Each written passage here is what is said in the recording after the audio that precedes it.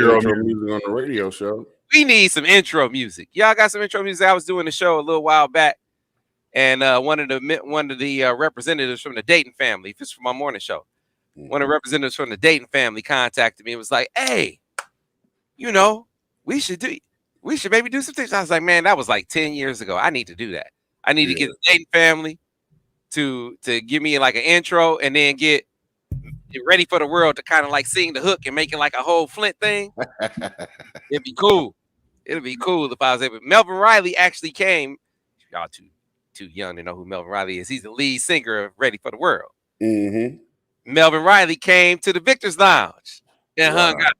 It's like, man, you the only dude I ever seen dunk with no shirt on in a video on a woman. I ain't never seen it before. Hey, how you get the Biggie sample for your radio show though? You know, we just haven't been flagged. We don't play it over the we don't play it over the stream. Oh, see, okay. Intro. Listen, folks, this is Steady Dropping Dimes. You see how we just came in hot because this is what we do. This is how we vibe. This is how we connect. It's been when we had last week. Yeah, this is how we connect. Sam says something from the 40s. I have no idea what it is. And then we just keep on rolling. I pretend and smile like I do know what he's talking about. I try to bridge the gap between the young and the old. Hold on, man. You're sitting here and you think that Ready for the World is from the 40s? I'm just saying, man, you always bringing something from the archives. And I've never seen these archives, is all I'm saying. Well, so I've never seen it. Ready for the World is not from the 40s at any rate. Let's get started with Steady Dropping Dimes. This is the show that is brought to you by our friends at Destination Ann Arbor. They're your tour guides to all things Ann Arbor. So places to stay, places to eat, places to go, events coming to town. Destination Ann Arbor is your tour guide. You can always find out what's going on in Washtenaw County because Destination Ann Arbor serves all of Washtenaw County by going to annarbor.org. Or, as you'll see a little bit later on, maybe you can pop it up right now, Ben. Let's just go ahead and give it to them now. The QR code for the people, if they want to find out the events that are coming to Ann Arbor, they can always check out Destination Ann Arbor by either going to annarbor.org or checking out the QR code that will pop up on the screen here momentarily. While Ben does that, I'd be remiss if we didn't start off on a more somber note and talk about the Super Bowl celebration in Kansas City right now, where I guess there was a shooting, fellas, at the Super Bowl celebration. It's like it's the day and age that we live in where even a celebration like that winds up being interrupted by gun violence. Unfortunate circumstance there. So yeah, I mean, terrible. You know, it's just always a select few, right? That makes something so good and just ruins it, right? And this is not only just for today. This is for the future, right? Now, families aren't going to feel as comfortable, you know, bringing their families to, you know, events like that. It's just ridiculous. Yeah, man. So, you know, can't talk about the game without talking about what's happening with the celebration today. But the game itself, I thought the first half was pretty. I found myself watching the game feeling like my Lions should be here. You know, it's like, man, the Lions played the 49ers better than these dudes. Even my wife was saying that. Like, what's going on? Yeah. And then, of course, you get in the second half, and Pat Mahomes does Pat Mahomes' thing, and that Kansas City defense, the best Kansas City defense of Pat Mahomes' career, really stepped it up a notch, and they wound up winning the Super Bowl. Yeah, it was one of the better Super Bowls I've ever seen.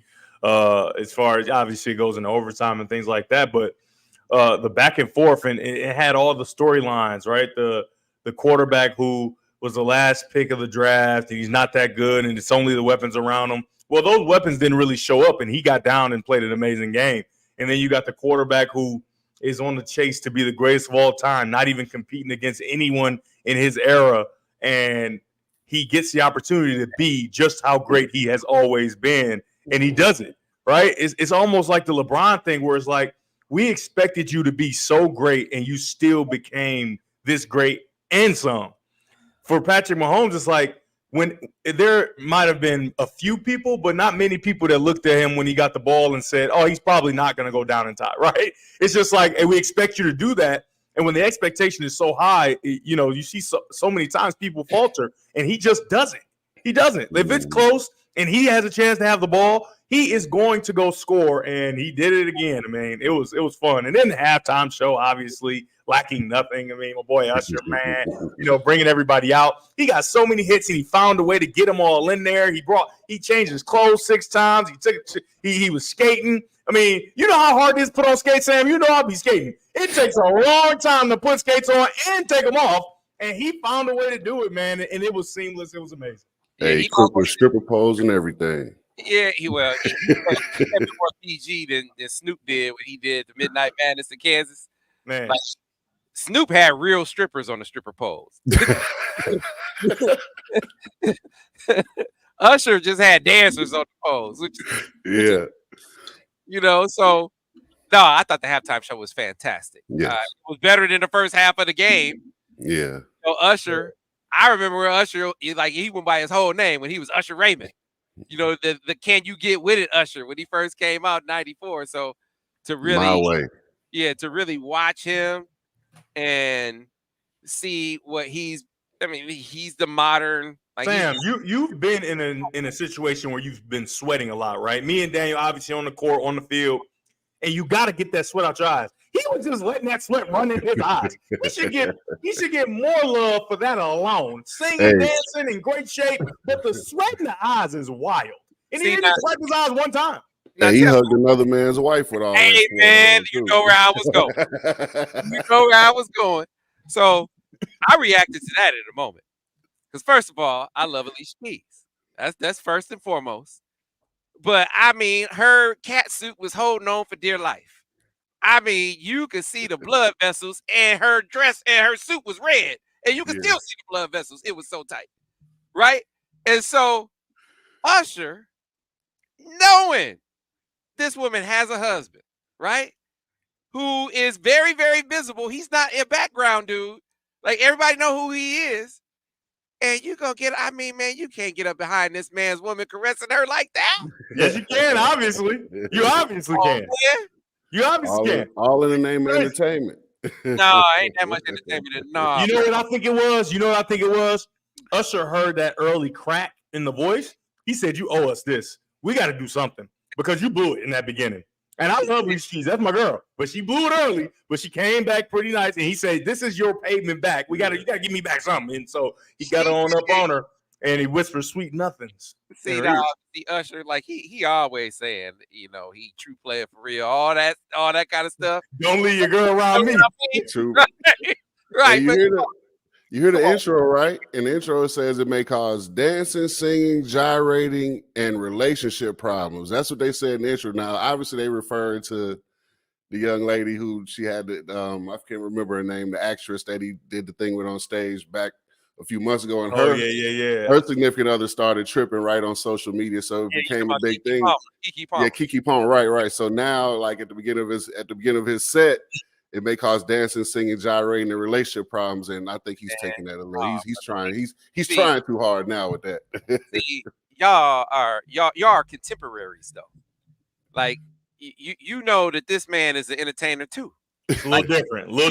Yeah, people got to see him. He's a public facing guy. If he was a background guy who only has to see the people at the water cooler that Al Borges be talking about all the time, that's one thing. But Swiss Beats got to see everybody, right? Of course, he had to address it on social media. He got out in front of it. I love it. He got out in front. He made sure that he let everybody know, hey, man, it's entertainment, and I don't got no problem with it. You can't do that. And hey, baby, why you smiling so hard? Hey, that's pure. I don't know if that's acting, man. That's pure joy. I don't want my woman having that much joy in her heart with nobody, even if they wasn't hugging on her butt. But especially if they hugging on her butt. No, so, did you notice? And I said this on my morning show. So Beyonce was in the building, right?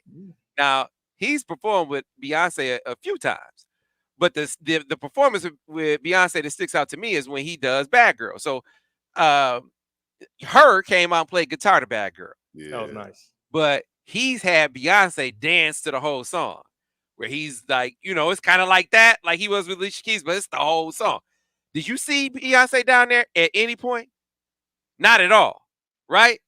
She up there with her husband.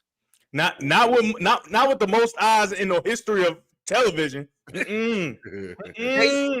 Jay-Z says, stay right here. You're not going down there to perform with this dude. And mind you, she has a lot of latitude that he has to give her. She's made a whole song about this man doing his thing. So, I mean, she probably... But hold on. The thing is, though, for Beyonce is you can't go be a backup dancer almost to a guy performing when the white version of you has made the NFL's whole portfolio explode. Yep. You can't do that. Especially she in the building, she getting all this, and then you go background. Nah. But if it ain't your show, Beyonce, you can't do it. But it's not background. Like she's that's background. The leader of this show is Usher Raymond. Usher, baby.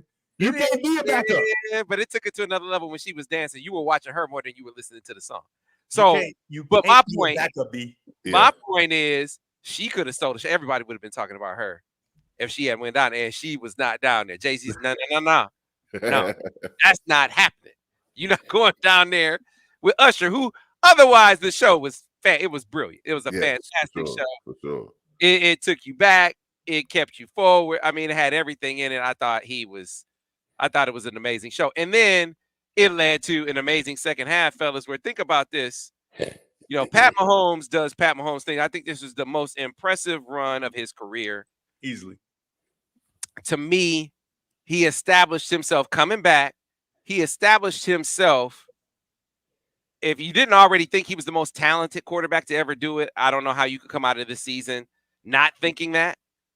But I'm not ready to say he's the GOAT yet. I mean, the GOAT has 7 Super Bowls. Can you say he's the GOAT when he only has 3, Devin? I mean, where are you at on that?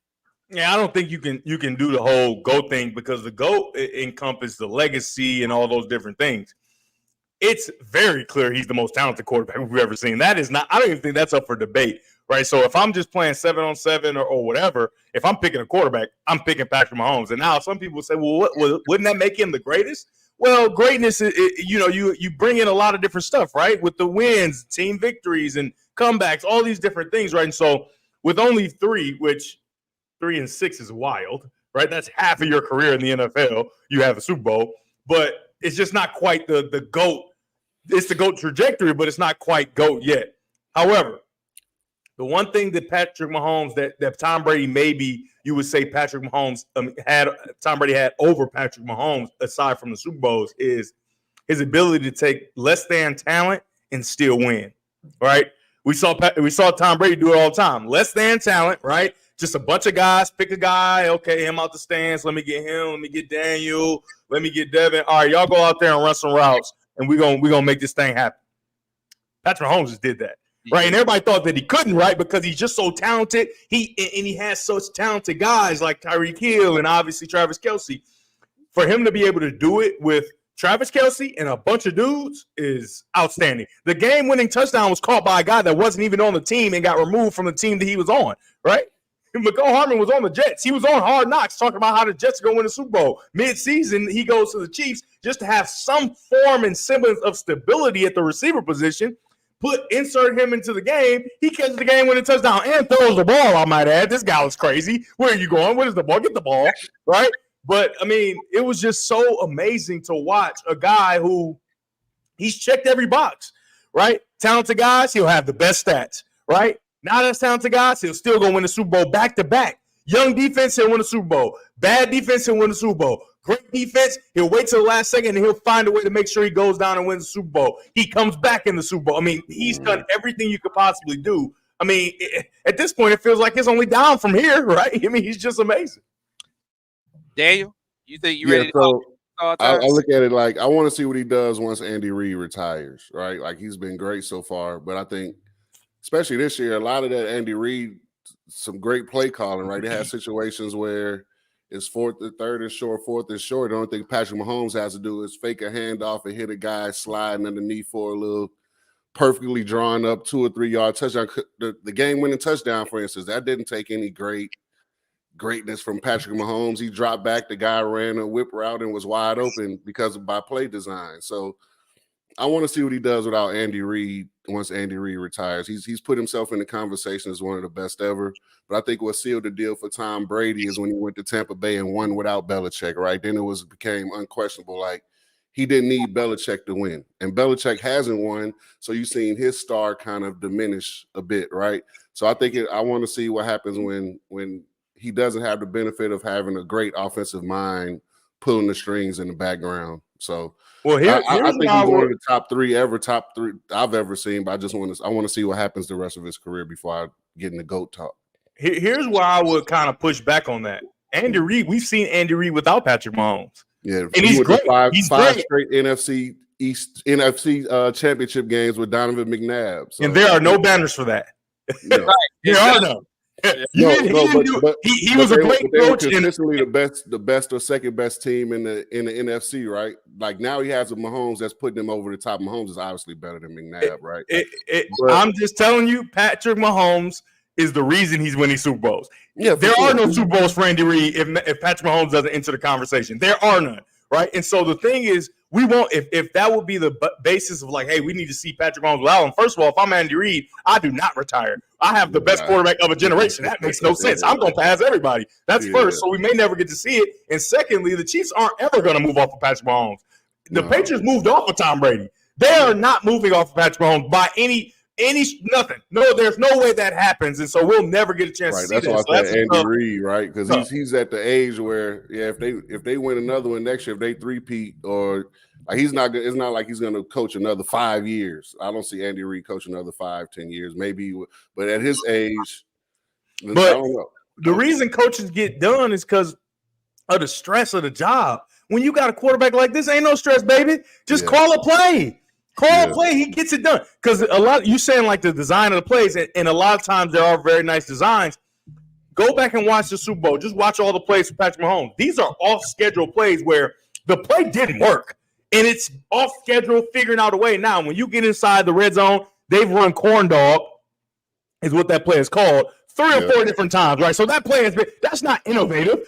You keep running corn dog. The other team is just stupid. They've seen this play over and over, and they keep running this play. But the timing of it, though, just like in basketball, you can run the play a million times, right? But if you call it at the right time, stuff is great. If you don't got no trigger man, all that timing, all that design means absolutely nothing. Nothing. Okay. It means nothing. It means nothing. I'm about to say, and then it was what is the triangle offense without Michael Jordan? The 20+ yard Kelsey reception that put him in position. Like, you don't have to be a great quarterback to hit Travis Kelsey running 3-4 yards away from your man. Like, there's no pressure in the pocket. He stands back and he hits a guy that's 2-3 yards. He tripping. I was gonna let him finish, Sam. I didn't say it wasn't pressure. I didn't say it was pressure the whole game, but on those.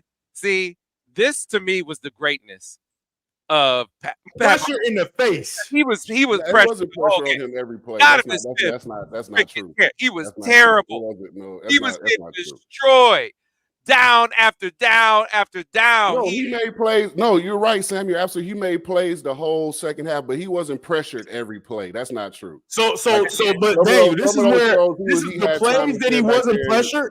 Sam, the plays he weren't pressured is because he got the ball out quick. And so for Patrick Mahomes, we're not giving him the credit. We saying design, but for Tom Brady, it's like, well, that's why he didn't get sacked. It's because he got the ball out quick. It's not taking away credit. It's just that some of those throws there, it's such a great throw.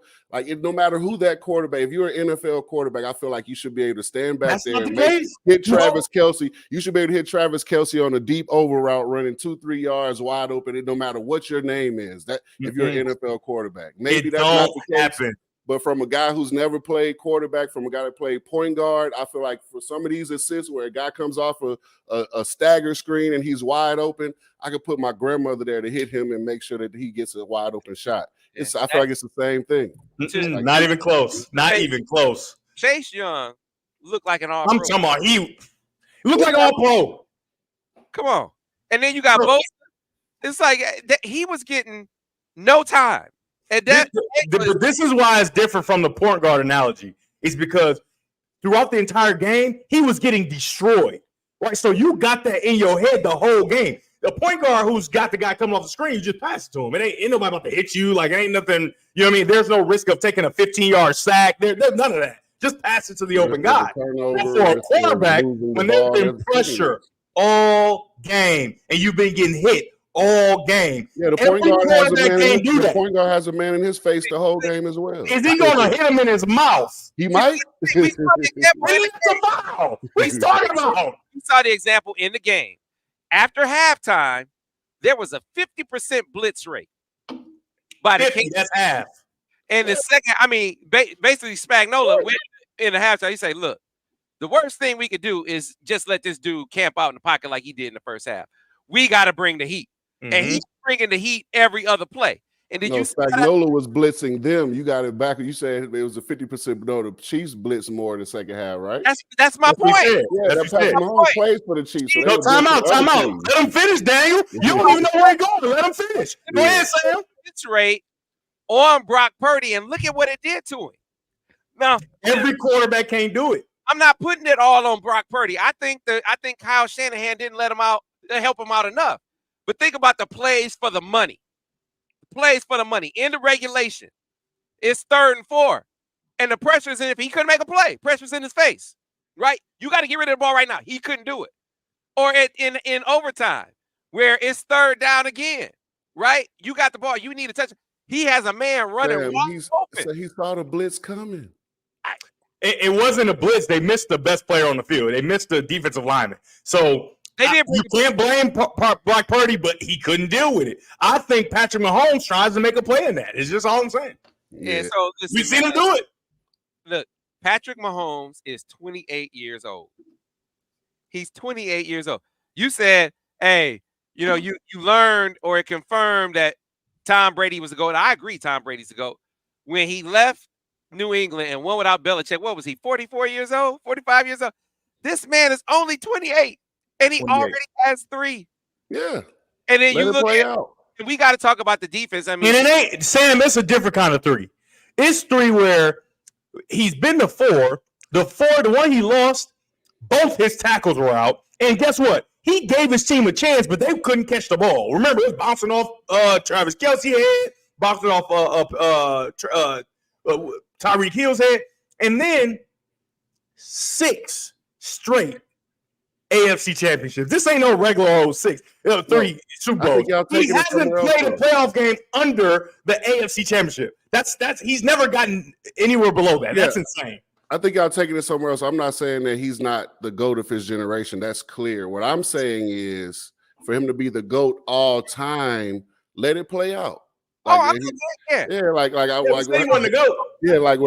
the stuff that I'm saying is like picking hairs between greatness. That's why I kind of stay out of these conversations, whether it be basketball or football, because when you say something, it makes you seem like, we just had a conversation as if I slighted Patrick Mahomes in some way. No, I didn't. It's not a slight to Patrick Mahomes to say that his coach is drawing up stuff to have guys running wide open. That's not a slight to him. Because my man Zeke is in the building. Zeke Hassan is his birthday. I call the man Zeke. This is Chili from TLC's brother. I'm gonna keep shouting it out till I see Chili in Ann Arbor. Keep shouting it out. But this man is notorious for putting arguments on me that I didn't make. So in the Super Bowl last year, when Philadelphia played and Kansas City played, I said Jalen Hurts outplayed Pat Mahomes in that game. True. So since I said that, he said, "Oh, you think Jalen Hurts is better than Pat Mahomes?" I didn't say that. That is not what I said. I said in this game, Jalen Hurts outplayed Pat Mahomes, and that is a fact, is it not? Yeah. So I get where you're coming from with that, Daniel. I want to make sure we argue the point that you're arguing. I'm not saying he's the GOAT all time either, but to Devin's point, I agree. He is on the GOAT trajectory. Yes. And he is already the most talented quarterback I've ever seen do it. Yes. We can all agree on that. He's mobile. His arm talent is unbelievable. One of the best arms we've ever seen. And the neck up. And then you see Romo call it out. They gave him a one high look and rolled into cover 2, and he hit him with the whole shot. Yep. It was like, hey man, you can't fool this dude. You ain't about to hit. You think that this the talented thing? No, I'm neck up too. I just happen to be super talented as well. Like, what are we doing? Yeah, man. It's like LeBron. Like, he's super talented, but as far as basketball knowledge, he's the most cerebral dude we know. Like, Patrick Mahomes is in that area. We've seen him before he understood coverage and knew everything the team was going to do to him when he was just talented. He won a Super Bowl. Yeah, he won a Super Bowl when he was just talented. And now he added the neck up part where he knows what the defense is going to do before they do it. Plus, he's still talented. I mean, hey, remember we had the same conversation, right? What, not 4, not 5, not 6, not 7. And right now it's stuck on 4 at 20 years with LeBron. So that's why I say let it play out, right? Like, he made, like, Devin, you play football, you know that it's a chance he might not ever get to another Super Bowl. That's not true. He's going to Super Bowl next year. Yeah, maybe like I'm betting. If you're like I'm not, you know more than me when it comes to that. But from a fan looking at perspective, I'm pretty sure there's a lot of guys that won the Super Bowl for like, yeah, we're gonna be back next year and never got back to another Super Bowl.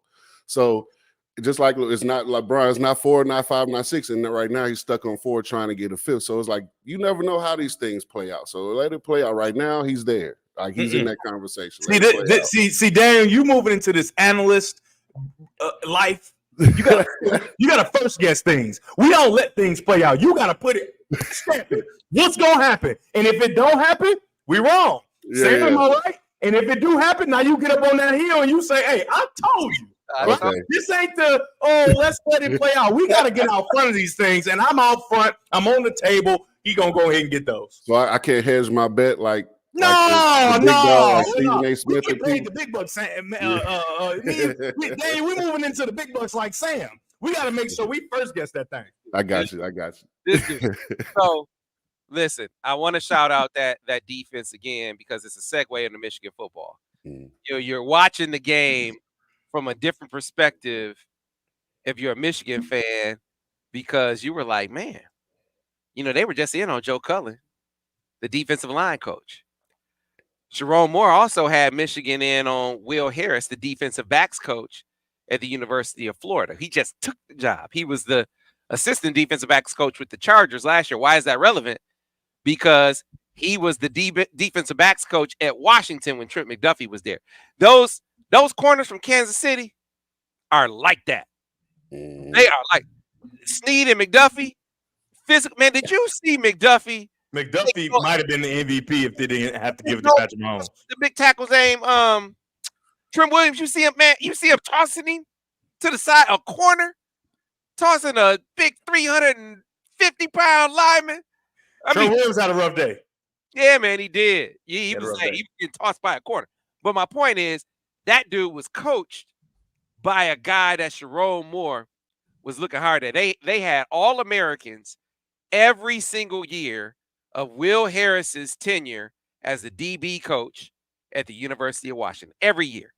They had the number 1 pass defense in the country, right? This is a guy who cut his teeth under Ron English at San Jose State before he went to Washington. And then he goes on to be the DC at Georgia Southern. And then he goes to the NFL. They fired the Chargers staff. Jim doesn't keep him. He goes on to be the DB coach at the University of Florida. I say all of that to say, the list of candidates that Sherrone Moore has been able to put together, to me, for a first-time coach, 38-year-old guy, if there is a place where 38 was going to affect him, fellas, and see if you can stay with me on this, feel like he has shown the battlefield maturity, right? Feel like he has shown the X's and O's acumen. Feel like he has shown the command and control of a team. But if you're 38, your Rolodex is only so right. You only go so far, right? Your list of contacts ain't what it is when you're 48 and 50 and you don't have a brother who coaches in the NFL. Your Rolodex ain't gonna be the same. So considering that, taking that into account, for him to come up with the group of candidates that he's come up with at 38 years old, Devin and Daniel, I think it's been really impressive. Yeah, and Sherrone seems like such a self-aware person, right?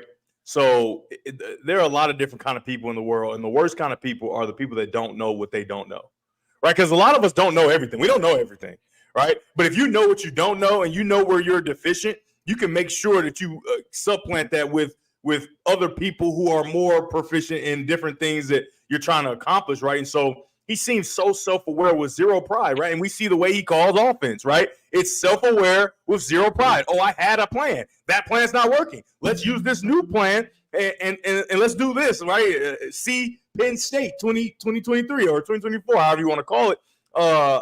And so when you have that type of attitude toward your life and different things, you're fine with seeking out help, because I'm sure he has a contact that has a contact that has a contact that can get him in the room and make sure. And then it's Michigan, right? So it's not going to be hard to get in the room, but you do have to have a contact. And for him to be able to put his pride aside and say, hey, I don't have all the contacts. Let's go ahead and find a contact through whoever I need to. That just shows how I think good a coach he's going to be as he continues to develop, right? Obviously, 38 is really young, but I'm looking forward to seeing how this goes, just because he does not have the pride involved with all the credit and all those different things. It's going to be fun to watch. Yeah, First of all, I think as a 39-year-old, I love hearing that 38 is young. So keep it up, fellas. But as a young coach, right? I think having been a young assistant on the staff in a different sport, I think you might not have the Rolodex as far as established prominent coaches that have been in the business a long time. You probably don't have those contacts, but what you do have from going to coaches clinics, from networking, and for applying for different jobs, basically how he worked his way up, you do develop relationships with guys along the way that you build with and that you grow with, that you sat and ate hot dogs and chips at 2-3 in the morning at a coach's clinic because you all don't have very much money.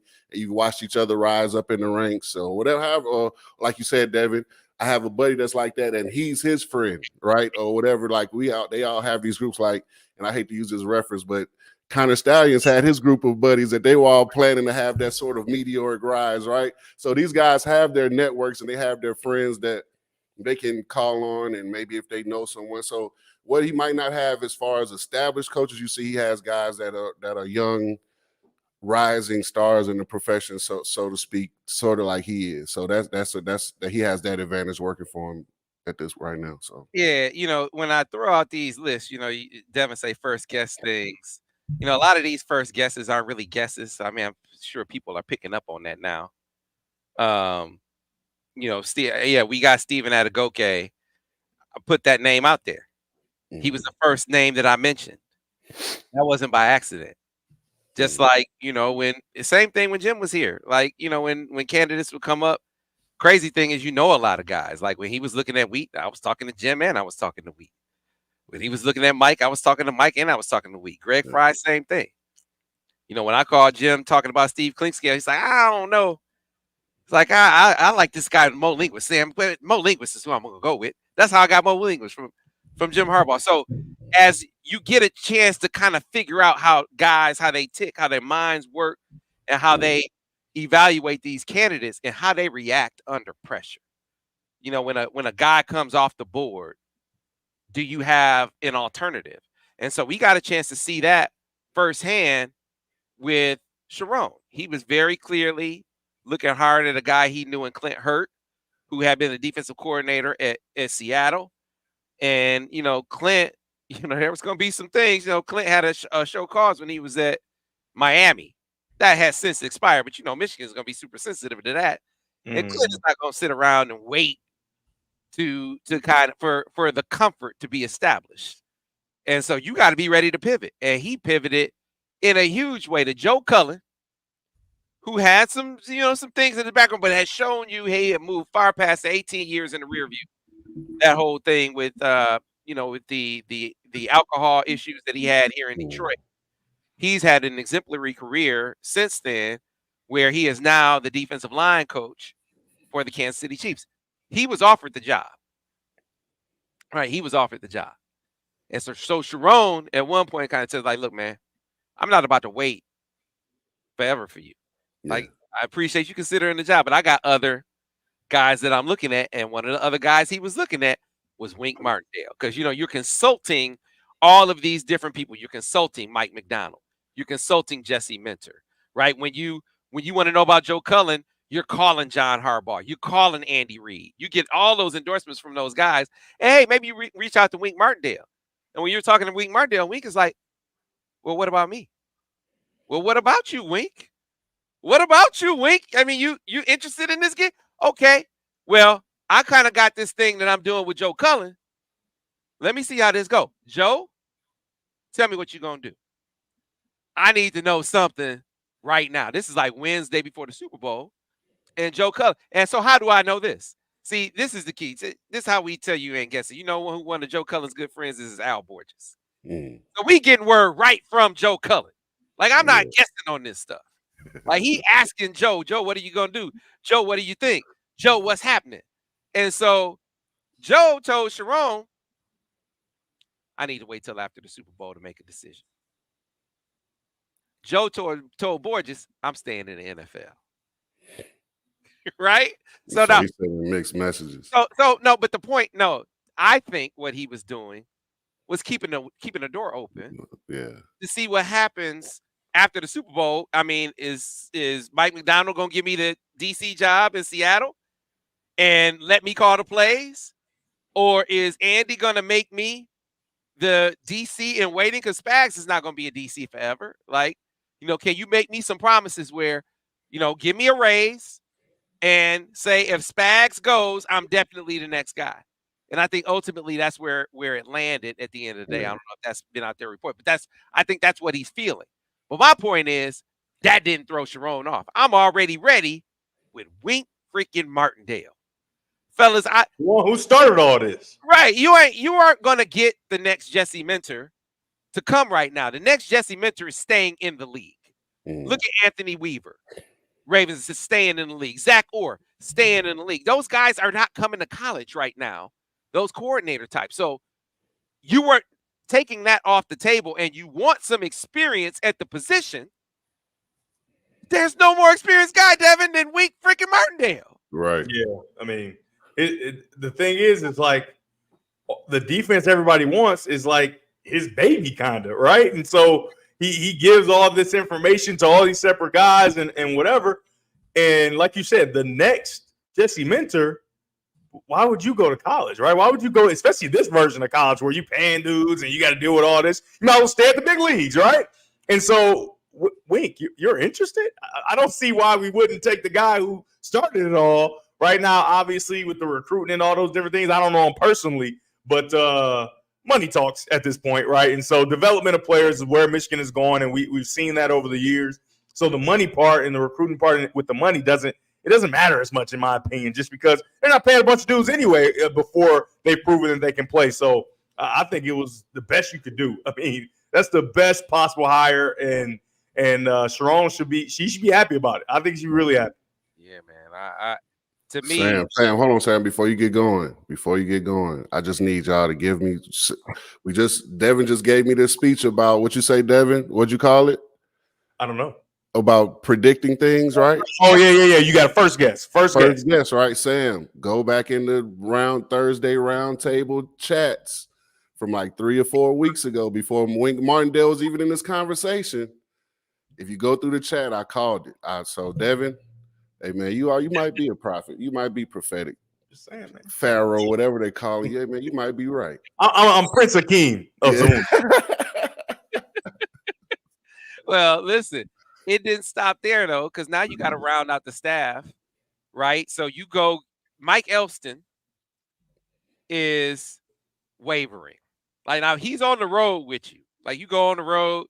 You even go after his guy. Like, that's how the Shane Bolton guy from Notre Dame, who was their director of recruiting, Michigan got on him because that was Elston's suggestion. And he was kind of saying he was going to stay, but Sherrone made a decision. And this ties into the DC thing. And you got to be proud of him. You guys might not know Sherrone, but know him from afar. You got to be proud because he decided that, look, I want some experience at that position. It's not that the guys here aren't good. And I think, to be fair to them, if Jim had stayed, he would have elevated Elston and Klink to co-DCs. He said it. He said that internally, that's what Jim was saying. Now, whether it would have actually come to fruition, I guess you could say you never know what the future might hold, but that is at least what he was putting out there to the staff. Circumstances are different, though. Jim is a 4-time successful coach. He's been 4 programs. He's won a national championship, veteran in the game, right? He doesn't necessarily have to be concerned with inexperience as a play caller on that side of the ball. He's shown that he can carry that. Whereas Sherrone, who is the first-time head coach, 38 years old, he's going to be spending most of his time on offense, probably did value having some experience on that side of the ball more. So this is one of those situations, Daniel, where people get caught up in, well, are you paying them enough? Man, money wasn't the issue. Yeah. Those dudes were on the verge of getting 7 figures or close to it. But I know this for a fact. I talked to Klink. I won't get into all of the details of the conversation because it wasn't an interview. It was a conversation. But his point to me was, this ain't about the money for me. This ain't about the money for me. I'm trying to move forward in my career. Yeah. And I'm not being given the opportunity to move forward in my career here. Now, this is not my stance on it. This is how he's feeling about it. And I tell people all the time, another man's pride doesn't have to make sense to you. Right. That man wants to leave money on the table to go advance his career. If that man says on Wednesday, tells the players, I'm coming back. Now, he told some of them I'm back because they won't waive my buyout. I mean, he kind of was making it kind of clear, like, this is not really what I want to do. But he said, I'm back. So the players like, cool. If he changed his mind a couple days later and says I'm leaving, I mean, maybe Jim came back and said he would pay some more of the buyout. I don't know. But if he changed his mind a couple days later, that doesn't have to make sense to us. But it makes perfect sense to me. Klingsdale's put in his time, firstly. He's a great recruiter. He's obviously a really talented coach, especially that back end, man. We give a lot of credit to Jesse Minter, but that back end was phenomenal. And that's where Klink resides, right? I guess his title is kind of pass game coordinator of the defense, but he's coaching up the back end. And the thing is like, if Minter goes, if I'm Klink, if Minter goes, and I'm kind of co-DC technically a little bit, and not necessarily, maybe just in title, I don't know. And Minter goes, I think, well, I'm the natural choice, right? To at least get a nice interview and get a little cachet toward being the defensive coordinator. And if that's not an option, if I'm not going to have that, why wouldn't I go to the NFL, right? That's where everybody wants to, like, just like players want to go to the NFL. Coaches do as well, right? You don't have to deal with the recruiting. You have to deal with all. You can just do your job, which he's really good at doing it. And so no matter when it happened, if the NFL calls and they give anything close, right, I can see you're not taking 50 cents on a dollar, obviously. But if they're giving anything close, I don't see why anybody's confused as to why he would go and coach in the NFL. Like, that seems like a natural progression. And I don't know. Yeah, I'm kind of Switzerland in this because I see where he's coming from, but I see where Sherrone's coming from. I mean, being in the position that he's in, I get why he wants an experienced play caller on 100%. And so, could you bridge that gap if you were him? And this is why I think it was good that it worked out the way that it did, because you're seeing that it would have been an issue. I mean, Klink's a professional. I don't want to make 100%. I don't want to make it sound like he would have just come in and loafed it, but it would have been on his mind. He would have. I know he felt a certain kind of way. Human nature. Not getting an opportunity. So much so that even after he said he's coming back, he's obviously still thinking about leaving. And Wink, it doesn't seem like the established guy that's going to massage nobody. Right. And so, hey, dog, if you don't want to do it, you know what I mean? It's not going to be him massaging that relationship to make sure everything's all good. It's like, hey, man, do your job, whatever. And that could have caused a little division, I think, for sure, to your point. Yeah. So, I just feel like if you were Sherrone, you're maybe going to try to work by saying, hey, and this is not a conversation that I had, so I don't know if he was thinking like this, but this is, you had to be trying to figure out, how can I make this work? Knowing that he's feeling a certain kind of way. Can I maybe position him as, hey, you're the heir apparent to Wink. Like, work on Wink this time, and then you're going to be the next guy. Clearly, that wasn't going to be palatable either. Yeah. But Sam, this is the thing, man. Essentially, you're 38 years old, first-time coach. You need stability where you're not going to be. There's a lot that you don't know. right? So it sounds good in theory to say, hey, yeah, let's give Klink his first shot at calling plays. What if he stinks? How long is your leash now? Because your defense isn't very good. Not saying that Klink would have stunk, right? But why not get a guy that's a little more seasoned and prepared? I love Klink's decision. I also love Sherrone's decision, right? It's business. This isn't participation. This isn't for fun. And we can't expect Klink to say, oh, man, I thought I was going to be the guy. Now I'm going to still stick around. No, go do what you got to do. Because Michigan did what they had to do, right? And Sherrone did what he had to do. So I don't see how anybody can be mad at either situation. Now, obviously, Klink could have some, like you said, pride involved where it's like, man, dang, I can't believe y'all did that. But he's also, like you said, a professional. So he understands the profession. He understands what Sherrone Moore is kind of going through right now. He knows that he's a first-time coach in an atmosphere that is – you're coming off of a national championship. He can't roll the dice because he thinks that you might be all right. He got to go with a guy that he believes truly can do the job, at least to start, so he can build some of that cachet that, like you said, Harbaugh already had because he had been successful at so many other spots. You can't break a dude in on your first time being a head coach. Everybody can't be first-timers, okay? You can't be first-time head coach, first-time play call on defense. Can't do that. Can't do it. Yeah, I think that's one thing, one of the drawbacks of naming co-DCs and co-OCs and co-this and co-that, because when someone leaves, that co is going to feel like he's automatically going to feel some entitlement to move into that position, when we all know Michigan is going to conduct interviews and hire the best candidate possible, no matter what your title was. That's how all successful businesses work. Just because you have co-DC or co-OC doesn't mean when the OC leaves, you're going to automatically move up. Just like the associate head coach doesn't always automatically become the head coach if the head coach leaves, right? So it's one of those things where you have to kind of be careful when you try to lure guys from other schools, like they lured Klink away from Kentucky and gave him a co-DC title. They lured this guy away from here, gave him a co-DC title. Like when you do that, you set yourself up. There's a poison pill, for lack of a better term, at the end of that situation when it's time to promote somebody. So I think Sherrone, him navigating the mess he inherited in that respect, he's done a fabulous job. Yeah, Daniel, it's like, Jay-Z was executive producer on the Book of Clarence. If the producer get the flu, Jay-Z can't come in there and produce that. Right. The executive producer, he actually know how to produce nothing. What you talking about? He got a name on it. Hey, everybody turn in the project and his name is on it. Yeah. I think it kind of threw things for a loop. See, here's the thing. I don't think that the players though were shook. I think it was kind of a shock after he just told them they were coming back. But when he left, it wasn't like, oh my God, what's up? It was like, okay, who's next? Now, Elston. Now this was a little different kind of pressure. It was a different kind of pressure in that his presence or potential lack of presence was impacting guys, in particular Mason Graham. And so if you're Sherrone, you got to be thinking about that.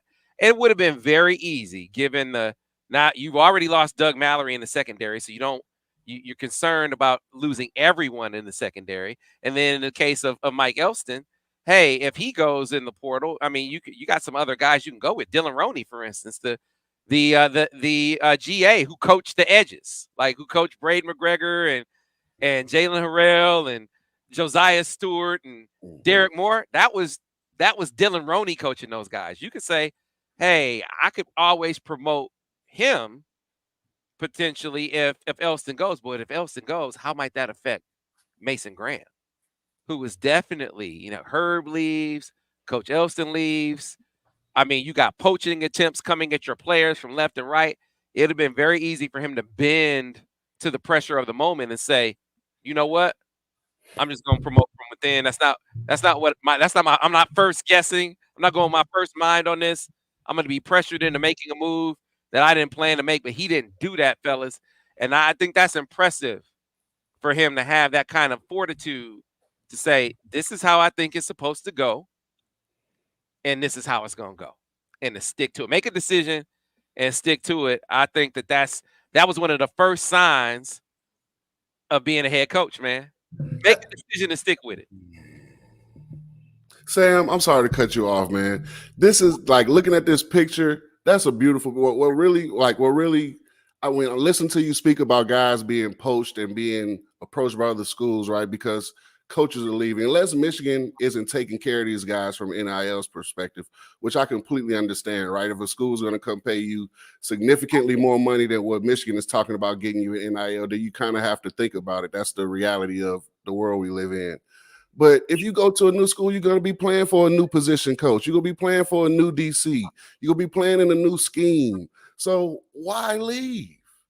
Unless the money is different, you're going to be playing in new everything anyway. In either situation. Why? But you're also going to have the adjustment of being in a new city, new school, new place, going somewhere else. Which Whereas I would here hate. in Ann Arbor, you're familiar with everything that's going on. So it leads to you hitting the ground running with the new coaches and the new system. So it's like I never understand why guys are like, "Oh, our coach left. I'm going to leave too." You're going to be playing for somebody new regardless. Well, there were levels to it. That when it comes to player retention, part of it was hire a coach to be the head coach that we can rock with. So they hired Sherrone, guys didn't jump in the portal. That was number one. Number two was the NIL has got to be right, and you know your vulnerability to poaching attempts is a function of how your players are being compensated NIL wise. And so I got to say this, and I've been saying it since last week. The collectives have stepped up in a huge way from an NIL deal perspective to help protect this roster. They have absolutely answered the bell. Let there be no mistaking that the challenge was being made from everywhere. And it wasn't just from the exterior where other teams and other coaches are basically breaking the rules to try to poach. Hey, man, some of these dudes' agents were shopping them. Let's just be real. I mean, we ain't got to say no names, but that was going on. I mean, that's part of the process, though. That's what goes on everywhere. You're going to have coaches coming into your roster. You're going to have agents shopping your roster. Your NIL better be on point to withstand that. Clearly, the NIL has stepped up to the point where you haven't seen the exodus of players. And then after that, it's okay, now, coach, who you going to hire? Who you going to hire to coach the position? That is a big factor. And they go and hire a dude, Greg Scruggs. So we dropped Greg Scruggs' name, broke that he was coming in. Greg Scruggs. I covered Greg Scruggs as a recruit. I don't know if you remember him, DG. He was I think he was a senior 08. He was out of Cincinnati anyway. Michigan recruited him. He might have been come up on a visit while you were here. Anyway, the dude goes on to play at Cincinnati. Sam. I mean, he goes on to play at Louisville. My bad. I graduated high school in 2010, Sam. My bad. I forget how young you are, whippersnapper. All right. So he goes on to play at Louisville, where who's on the coaching staff? Sherrone Moore. Who's the defensive coordinator? Vance Bedford. Who has the number one defense? Louisville, right? And so he plays there.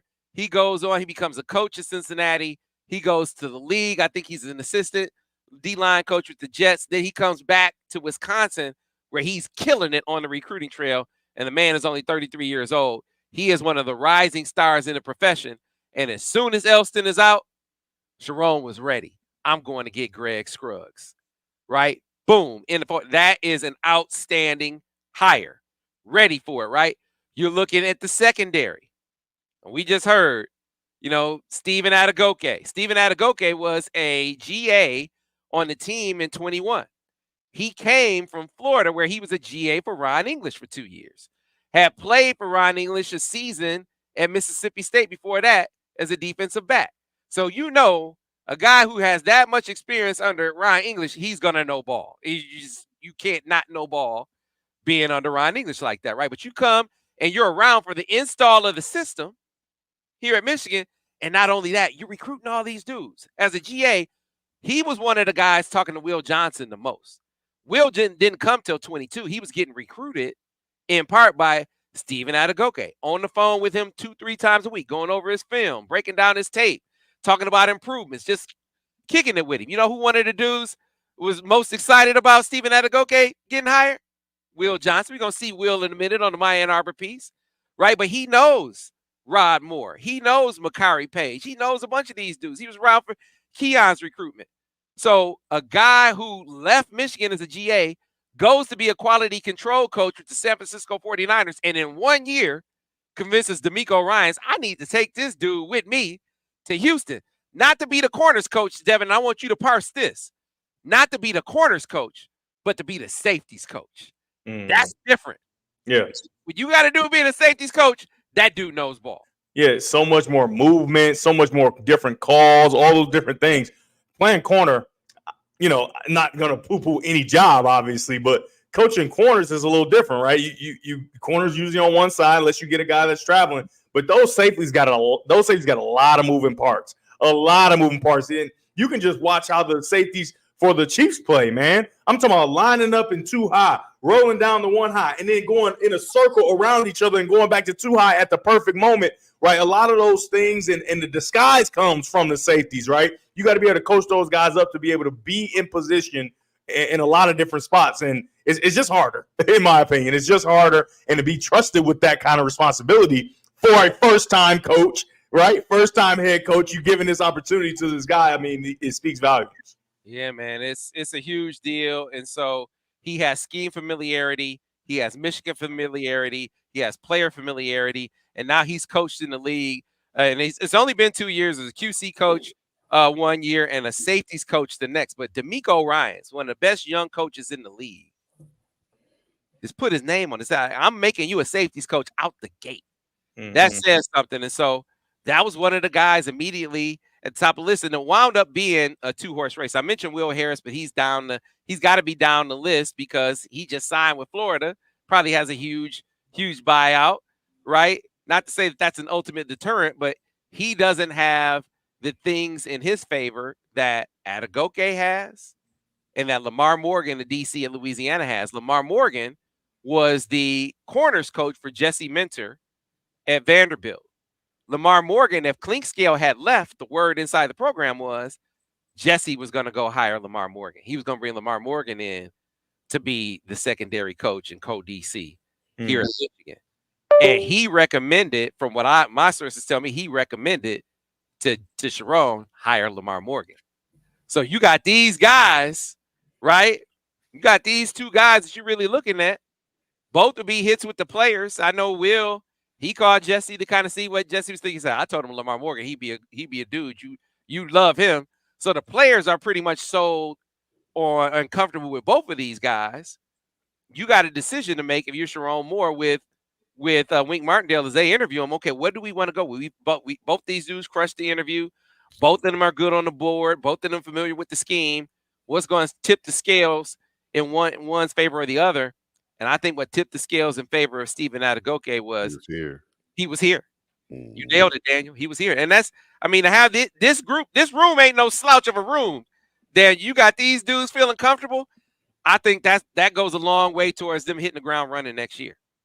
Man, I wish there was a way they could hire them both. You can't have enough good coaches, right? That's one thing that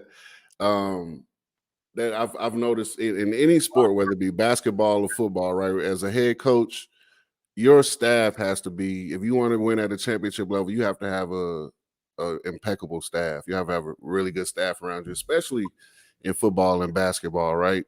In basketball, that's a lot of downfall of a lot of head coaches some that have coached at Michigan, some have coached a lot of other places as well.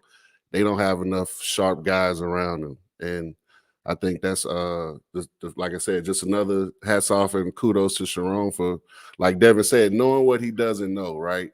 He knows that he has to surround, as a first-time head coach, he has to surround himself with really great coaches and guys that can resonate with the players in the room, and he's done that. Yeah, last one I got to shout out, mention this guy too, Brian Jean-Marie. Brian Jean-Marie, the linebackers coach at Tennessee. Y'all need to pay attention. I don't just be guessing when I throw these names out.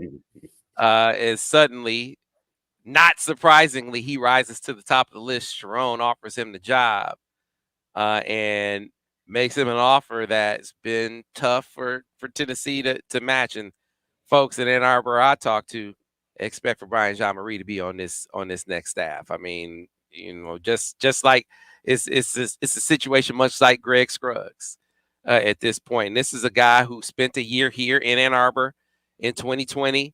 He was going to be on the staff. He was slated to be on the staff with Harbaugh. He was going to retain him when he broomed the rest of the staff.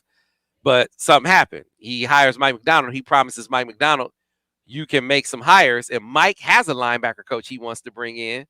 And so now BJ, he goes back to BJ and say, okay, you got to look for a job. And BJ's like, wait a minute, I done waited a month. Devin is like, what? Yeah, he's like, hey, man, okay, I got to go look for a job now. He said, go look for a job. You find something, I'll waive the buyout.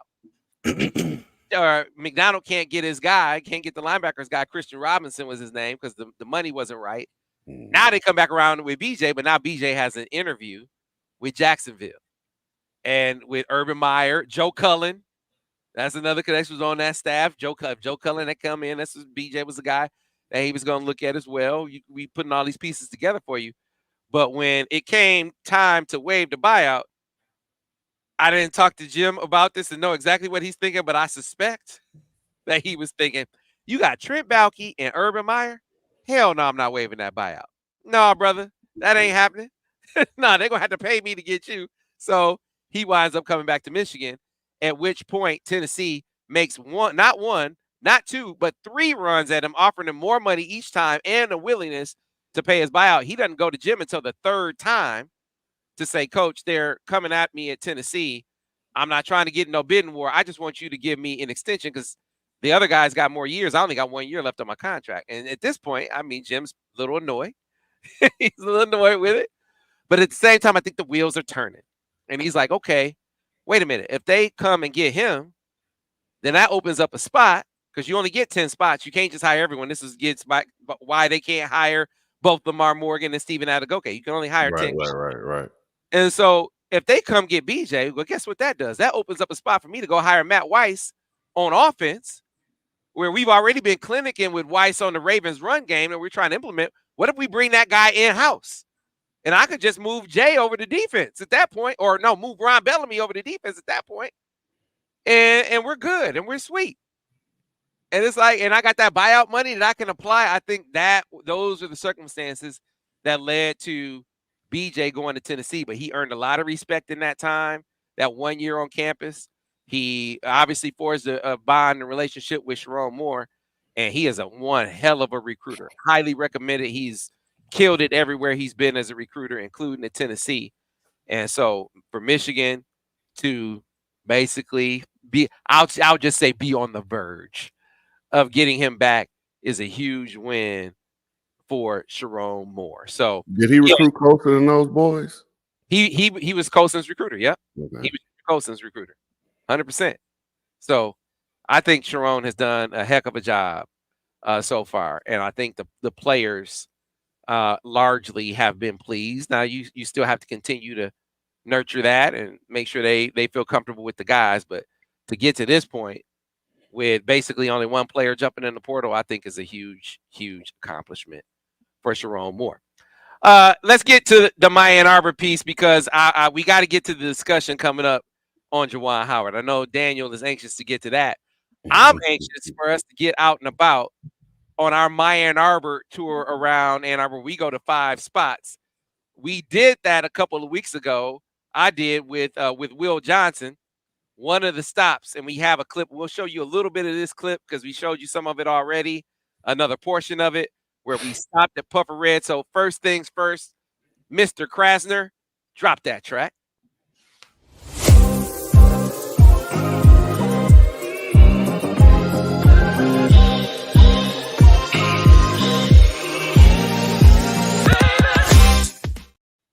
So this My Ann Arbor, these My Ann Arbor shoots that we do, we go to like 5 places around Washtenaw County where we spotlight that places that we like to eat, stay, frequent, go, events that are coming to town.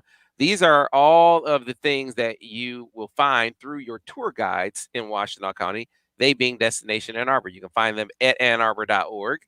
We'll put the QR code up here a little bit later, but one of the things that they decided to do, which I think was very forward thinking, was, hey, we want to expose people to places in Washtenaw County that they didn't previously know about. What if we use student athletes from through NIL relationships to be those tour guides, their favorite places to go? That'll be a way to give exposure to these places that people might want to frequent, whether they live in town or visit town. And so one of those places that we dropped by with Will Johnson on his My Ann Arbor tour was Puffer Reds. We made it by there. It was before the Rose Bowl now. One of the best clothing spots in Ypsilanti. So if you can give us a snippet of that right now, show it to him right now, Mr. Krasner. As we share this file. There we go. Every year we would take a group of kids. Fred would just get this group of kids and we'd go to Puffer Reds. You know, I don't know if you've been over to Puffer Reds, but it is a really, really cool store. What kind of question is that? Well, I mean, it's just the coolest thing because we take a busload of kids over there. That is cool. And they've got a gift card and they go through Puffer Reds and they can buy shoes and jackets and we just do it. We've done it every year for 3 years.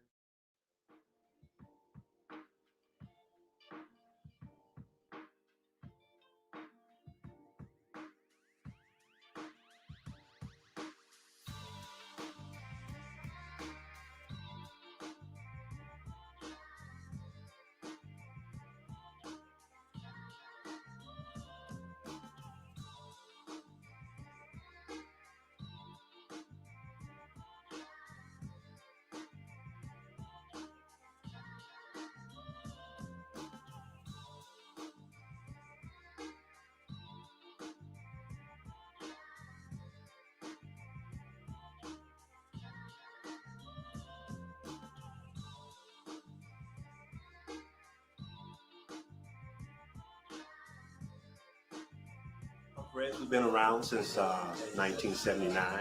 You know, I'm the founder. Actually started off as a music store back in 1979. You know, and basically we just carry we started off just carrying music. And, you know, we've seen that our customers just wasn't able to get the type of gear and stuff they wanted, you know, was looking for this, that, and the other. So we branched off into designer jeans and started doing once Run DMC started singing about my Adidas, then we started carrying shoes, you know what I'm saying? So we wanted to be like that lifestyle spot there. Yeah, you still that lifestyle spot. All right. Still that lifestyle spot. That's why this is the first stop for us. All right, we Especially appreciate that. The fashion guy that Mr. Will Johnson is, that just made sense. An institution since 1979. Okay? Yeah. Okay. And still, man, if you want to come get some shoes in person, because everything is so much online, but if you want to come find some spots in person, this is the place to come. Yeah. Yes, it is. This is my style. Yeah. And they can shop us too on pufferreds.com there too. Yeah. Okay.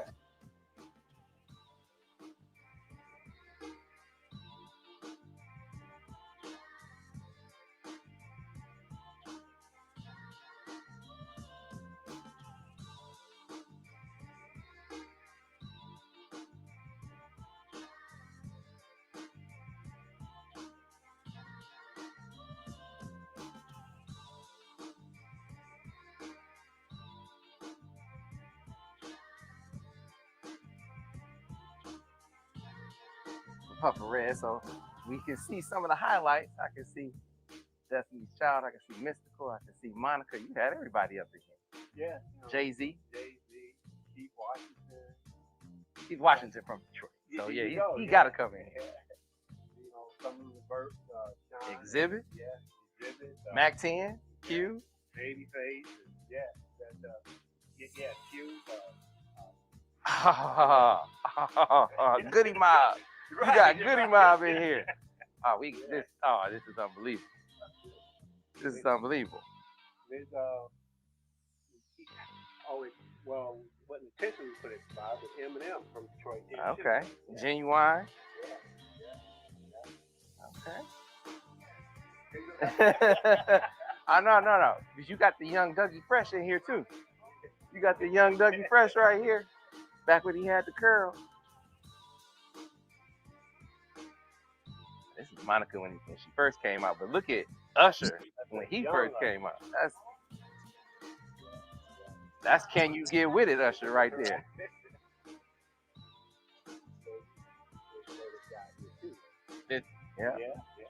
Yeah.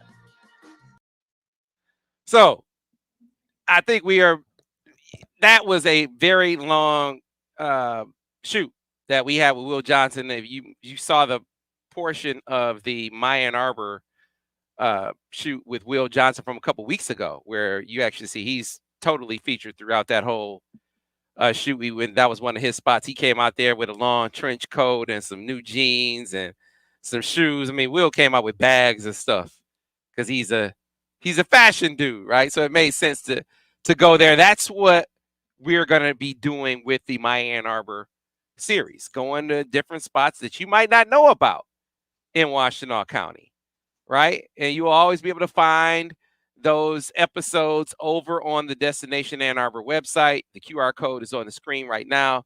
You can scan that. You're coming to Washtenaw County, you're living in Washtenaw County, and you want to know places to go, places to eat, places to see, things to do, events coming to town. Destination Ann Arbor is your portal. You can find them at annarbor.org. And so Daniel's coming to town. Daniel's coming to town. Devin is coming to town. So we're finally going to be getting our shoot together, our journey around Ann Arbor together as a Droppin Dimes. It's Friday. Y'all ain't got no job, and y'all ain't got to do. Yeah, so we're gonna go by the Brown Jug. I already talked to Perry. Go by the Brown Jug where there's a chicken fingers named after you, DG? Chicken strips and fries. You can get them waffle or you can get them steak, whichever you like. We're gonna go by there. We're gonna make a stop by a cigar bar. We're gonna go to Bivouac. We're gonna make it over to Weber's for a nice bite to eat. And we're also gonna make it to the Folding Warehouse. So you folks know what folding is? Any of y'all in the comments, if you know what folding is, give me a shout out. Say I know what folding is. We're going to go to the Folding Warehouse in Ypsilanti. Now, this is, to me, tailor-made for Devin Gardner to win this matchup. I mean, anything involving throwing a football, Devin Gardner should win automatically. It's kind of like Ryan Day. You know, basically everything is in your favor. You know, he's got everything. He got everybody from the portal. He got all his guys coming back. He went and got Chip Kelly, who ran away from a job to come to you. Like, you got all these things in you. So Devin is 6'5". He's this. What does my height have to do with Foley? That's quarterback. You know, hey man, you know what else about DG? He's better than Reggie Bush. He got all these things in his favor, right? He should win this matchup. Man, you got some footage of what folding is, if you can put that up on the screen. But we're going to make it to the Folding Warehouse this Friday. So, folks, I don't know what you're doing. Oh, I'm winning that. You think you got that? I'm winning that. So we're going to make it by the Folding Warehouse Friday afternoon. I will tweet out the exact time. If you want to come hang out with us at the Folding Warehouse, maybe test your skills, you can come on by. We're going to have a great time. And I just want to say right now that Devin should win this matchup. It's almost not fair that this is where we're going. Listen, right. Listen, man. I'm not gonna win just because I play quarterback or whatever. I'm gonna win because I just win at stuff. What is wrong with you? Like, win is win. I and all that. I was going. It don't matter what we was doing. First of all, I'm gonna win. That's the thing. I'm gonna win. But the fact that it involves throwing a football or different like that, let's just be clear. We don't intentionally throw the ball at the ground. That's not a thing that quarterbacks do. However, I am going to win, but they do give a disclaimer. If you are a quarterback or a pitcher, it's not conducive to your success just because it's such a fluky game. They give that disclaimer every single time. But that doesn't matter because I'm like that. That's the thing. You have to just stop going to my past endeavors and all that. It's because I'm like that currently. That's the problem. That's why I'm going to win. Well, then, DG, that makes two of us. I've been a winner my entire life. Winners win. So, and it's not really about throwing the football. It's more about bowling, knowing where to hit the pins to make all 10 of them go down. And I was on the bowling team in high school as well. I pretty much mastered that with a bowling ball now. Bowling, though. Because folding, if you throw that football, I already got figured out. If you throw that football and hit that same spot that you want to know how I know I'm going to win? You want to know how I'm going to win? Don't Look at the light shining on me out of nowhere. What just happened? It's like God just reached down and said, you know what, DG? I dubbed thee champion of the bowling tournament or whatever we're gonna do. Is what it is. That's him calling you home because he know you about Bowling doesn't to have lose. crap to do with folding other than the pins. Football, on the other hand, actually translates. Maybe throwing the football at the ground isn't what you aim to do as a quarterback, but throwing the football accurately is. Mm-hmm. You can hit your target, your intended target. A quarterback is supposed to be able to do that. Some of us. You don't have to throw it overhand though. That's the thing though. So y'all thinking too. You're not thinking far enough outside the box. You don't have to throw it overhand. I'm gonna say Daniel's gonna be third. Daniel's gonna be third. It's gonna be me. I'm gonna dominate Sam, but Sam gonna dominate Daniel. Talking about he can throw it underhand. You talking to an athlete over here, man. Hold on. He's shooting underhand free throws. This might be some breaking news. Talk amongst yourselves. Hold on a second. Uh-oh. Sam always got some breaking news going on. If the Black Adam Schefter tag wasn't already taken.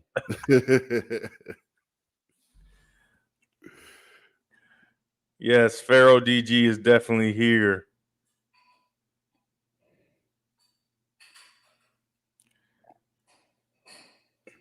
It's never a good sign when the light just all of a sudden get on DG like that. I mean, it's just it's never a good sign for others. It's great for me, you know. I mean, it's just I'm about to say you never know, man. Yeah. Sam got some news, some breaking news. Corey Parker, yes, Corey Parker. I wish we could have got Corey Parker too. Corey Parker's outstanding as a defensive back coach and also as a recruiter. Yeah, my pops is a big Tennessee volunteer. Right, so let me be clear. Corey Parker is my dude. That's my guy. I've talked. That's my dude. That's my guy. Yeah, well, he's our guy. I talked to Corey about it. I think Corey is very soon going to be at the Power 5 level. He is 100%. He is an outstanding. He might have coached the guy into the first round this year. Quinyon Mitchell, absolutely. Mm-hmm. Hope his corners are going to get drafted. That dude started 13 games before he got there and had like 5 or 6 pass breakups. He went from in his first year with Corey, he led the nation in pass breakups. All-American. Yeah, man. So that dude might wind up being a Lion. All is said and done. So. Yeah, I love Corey. I think he'd be a tremendous recruiter as well. Yeah, I just think that high energy guy. Yeah, you got a situation where, you know, I think that he's only coached corners, and I think that's what it boiled down to. Whereas the other guys have coached the secondary, and they've coached the scheme. Let me tell you, Corey Parker's a ball guy. If I ever knew one. He can coach any position on the defensive side of the ball, guaranteed. But I completely understand, and I can't wait to see where he ends up because things are looking on the up and up for Corey Parker for sure. Yeah, man. So let's first of all, this is again give them the QR code real quick so we can switch topics. If all things. Wait, what about the news? We're about to. Well, I can't. You had us waiting all this time. Everybody in the chat waiting. What's the news? What's the news? And now there's no news. Can you put the QR code up and I'll talk while you put the this QR man, code. Sam. Destination Ann Arbor. He gonna go back. You hear that, Daniel? Like he ain't just pause us for some news and just gonna go right to where we were. We not gonna just speed past that, Sam. If a man says I'm about to go in and have a discussion, and let me have this discussion, and then we'll have something to say. I can't say it until he tells the people he needs to tell. I'm giving you blow, but I'm giving you the stuff as it happens. Man, it's dropping dimes. Drop a dime, man. Drop a dime. Drop a dime, Sam. It'll happen before we get off the air. I'm pretty sure. All right, Ben. Yeah, I agree, Aaron. Tell them. Don't tweet it first. You tell us first, and then you get your tweet out. I'm not going to tweet it first. You know, you guys will know before Twitter knows. So, but Ben, again, for all things Ann Arbor, check out in Washtenaw County, check out Destination Ann Arbor. If you want to hang out with us, coming up on Friday, we're going to be at the Folding Warehouse at the Brown Jug. We're going to make it over to Weber's Restaurant. I'll tweet out the times where we're going to be, and we'll let you know from there. Right now, you'll be signing autographs, taking pictures, kissing babies, all that. Signing foreheads, everything. Ben, drop that track.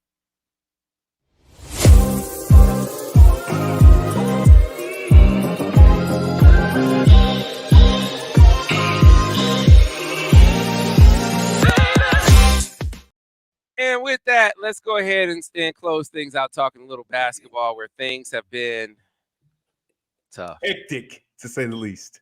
Tough, very tough. I talk to Phil Martelli every week, and you can hear it in his voice. His voice has gone from upbeat and optimistic to just, man, I never been through anything like this. Juwan said it best. I've never been in last place my entire life.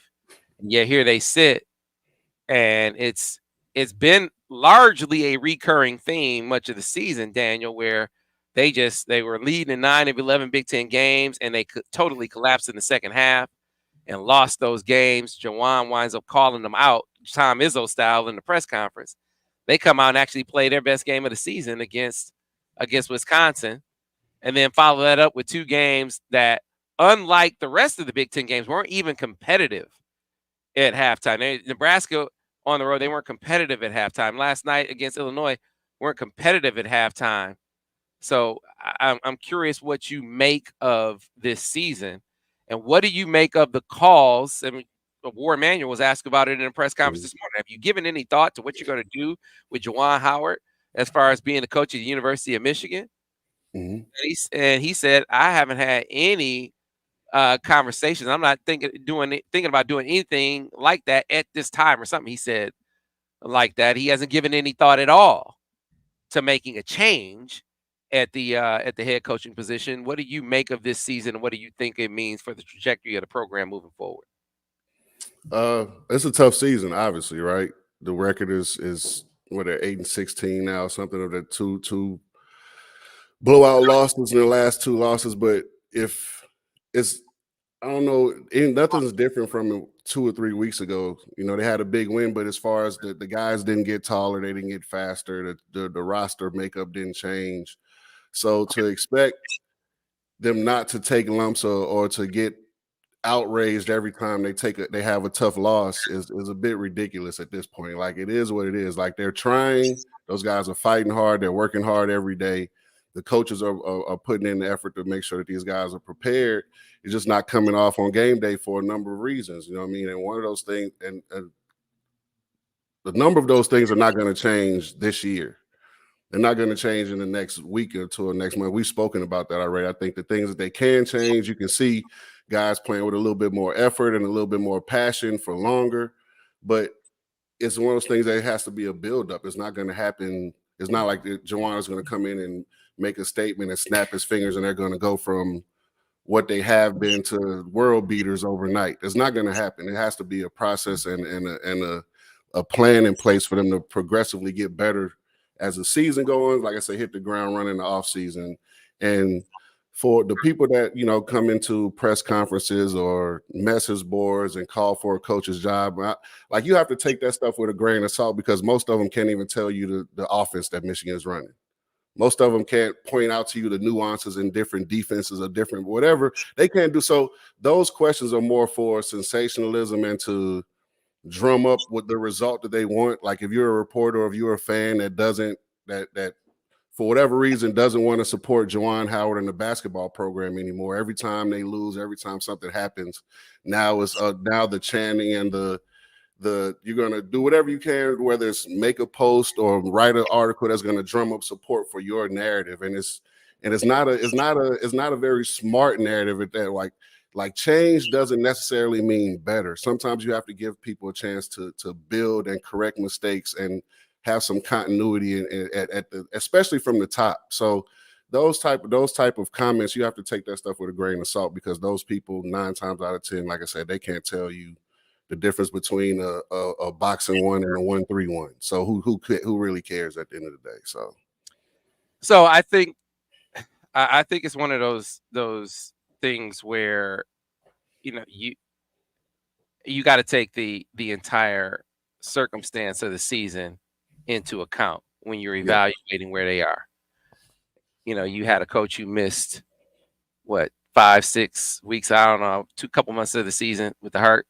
After the heart surgery, the time where you're probably setting the tone for what you're going to be when mentally during the season, where you're trying to grizzle your team, get your team to really respond to you as a coach. You like to get that done before you get in the game pressure, especially with some new guys out there, right? They're learning Juwan, and Juwan is learning them in the heat. Now, I'm not saying that as an excuse. I'm using that more as an observation. At the same time, to question why they haven't been getting any better, I think is legitimate. Like, clearly they've tried a lot of different things, up to and including as Juwan in the press conference. That's not him. He doesn't do that.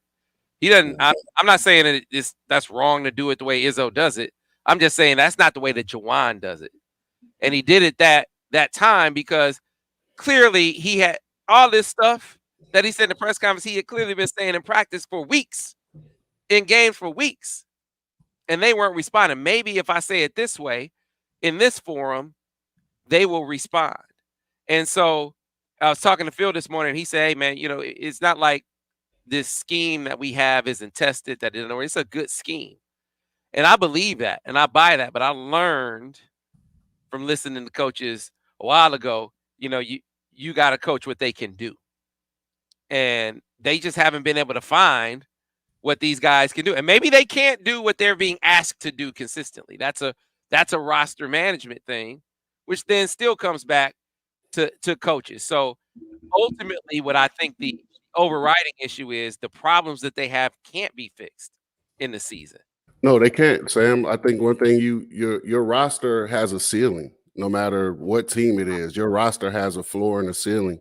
And I never want to be the guy. You'll never catch me disparaging players or talking bad about individual players, especially at the college level, no matter how much money they're making now, especially not Michigan's program, because I know how it feels to sit in that seat. I know how, like Devin talks about being the man in the arena. So I would never criticize those guys personally, but from a coaching perspective, from a roster building perspective, that's only so far this roster is going to go.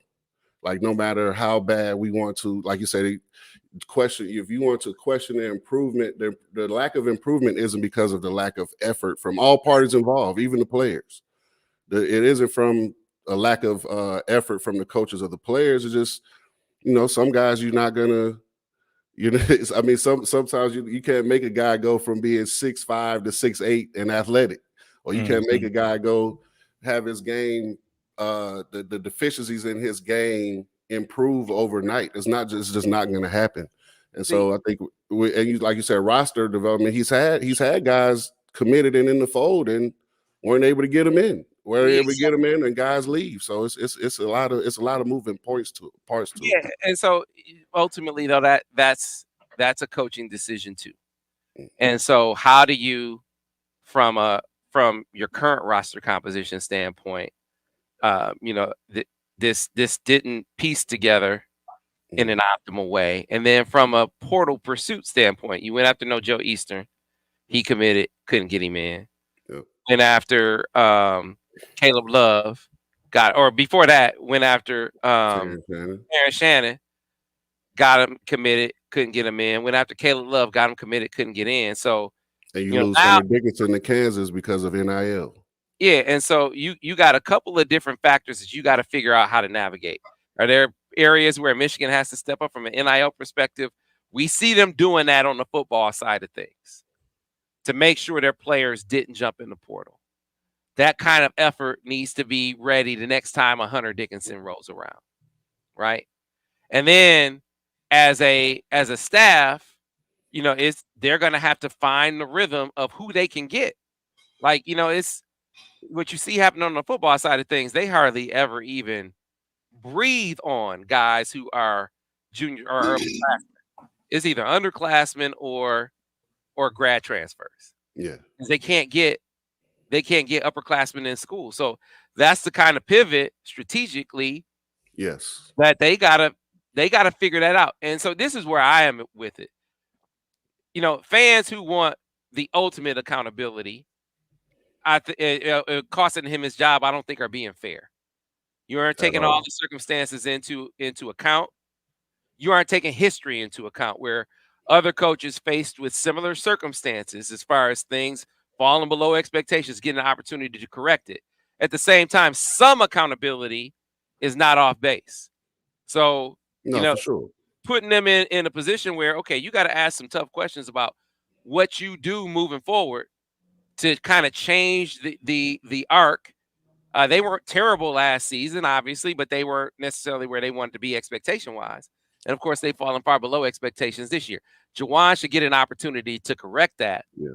At the same time, understand that corrections might not be this light brush.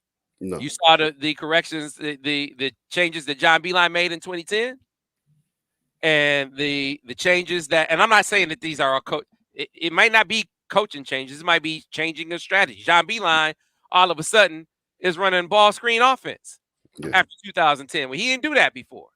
So it might be a major strategic overhaul, right? Or a recruiting strategy overhaul.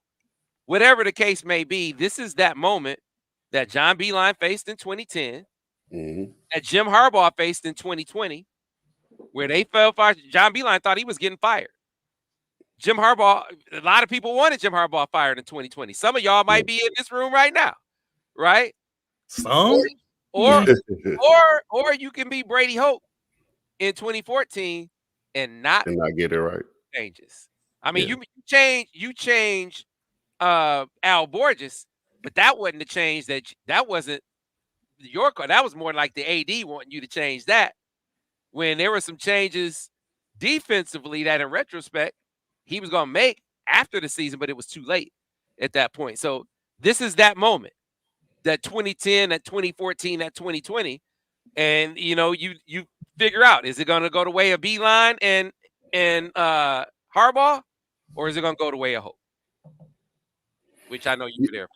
Yeah, that's I think it's one of those things, right? I'm reading the chat and people are saying they're a one-half team and they fade and stuff. That's a product of when you're not as talented as the teams you're playing against. Eventually, the avalanche consumes you. It's like that in football. You watch Michigan do it the first 6 weeks of every season. They play a team, and the team might look all right. They might have a good drive the first 2 drives, but eventually Michigan's talent and physicalness and everything overwhelms them. And you look up at it, the score is 50-14, right? But at one point it might have been 17-14, right? It's the same in basketball. Like you might give effort and play well enough to be in the game for a stretch, but eventually the more talented team takes over. It's not a new phenomenon or a new concept as to why, okay, they've led 9 times. Like, yeah, okay, hopefully you would like to be able to finish some of those games, but these are 20-minute halves, Sam. That's a long time.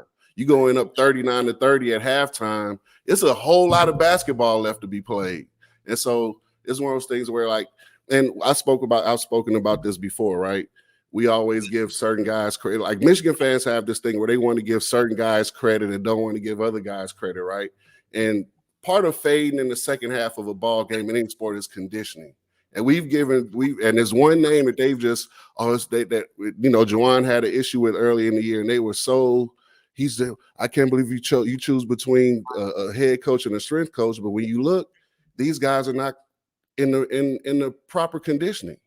Like if you're fading in the second half of every ball game, that's not just scheme, that's not just coaching, that's heart, toughness, conditioning. There's a lot of things that have nothing to do with the guys that are sitting over there calling plays and coaching the game. So, it's a lot of factors. That's a big point that a lot of people aren't thinking about. If you fade in the second half, the strength coach has to take a lot of the culpability. Yeah, that's conditioning as well. You know what I mean? And the coaches have some responsibility because once you transition from the strength and conditioning coach to the actual floor, you have to keep conditioning, right? You have to keep making sure guys are in game shape. So it's a lot of different things that I've noticed with the program that can be improved on. It's not like you have to fire the coach to improve on these things. So I think if you're going to support the program and support the program, like it's not about they want to make it about individual people, and it's not. Like one thing about Michigan sports is always going to be it's bigger than any one person. So yeah, hey man, that's a great way. Yeah, we saw that Ohio State fires Chris Holtmann. They say they're going to throw the bag at somebody. I wonder who they're going to throw the bag at to get them to come to Columbus. That'll be interesting to see. I think Juwan's going to get one more year, and I think he should get one more year to see if he can fix it. just like Jim Harbaugh did, just like John Beilein did, just like Brady Hoke did. Now, we just hope it goes the way. Let's hope it goes the way of Harbaugh and Beilein. Yeah, let's hope. I knew you that you I'm had. not getting involved. Just go ahead on. I'm just let's end the show because I don't even want to get all worked up. It's the sun that went down. It's nice. I'm about to chill out on the couch. I do not feel like getting my heart all racing and carrying on. Let's move forward and forget about it. All right. Well, that's going to do it for this edition of Steady Dropping Dimes. So again, we're going to be out and about on our My Ann Arbor tour coming up on Friday. We're going to be at the Folding Warehouse. We're going to head over to Bivouac. Daniel's never been. We're going to take him up in there. We're going to hit a cigar. Daniel, we got to show Daniel Ann Arbor. Daniel don't know Ann Arbor like that. We got to get him right. Yeah. And if you want to come show DG what you got at the Folding Warehouse, I'm going to tweet out the times we're going to be at these different places. Why show DG? I'm confused. Because I am not in competition with them. You're the favorite. You said I could beat anybody. That's what you said earlier, right? I didn't say I can beat anybody. I said I'm going to beat you guys. Okay, well, same thing to me. So, folks, come on out. We're going to have a great time. We're going to be riding around with our friends at Golden Limo. You saw the video, the Puffer Reds video. That was the owner of Golden Limo, Sean Duvall, talking about giving back to the community, and gave all those kids that you saw in that photo gift cards to Puffer Reds at Christmas so they could go and Christmas shop. Giving back in the community, supporting NIL, to sign that deal with Will Johnson, who was one of his NIL ambassadors.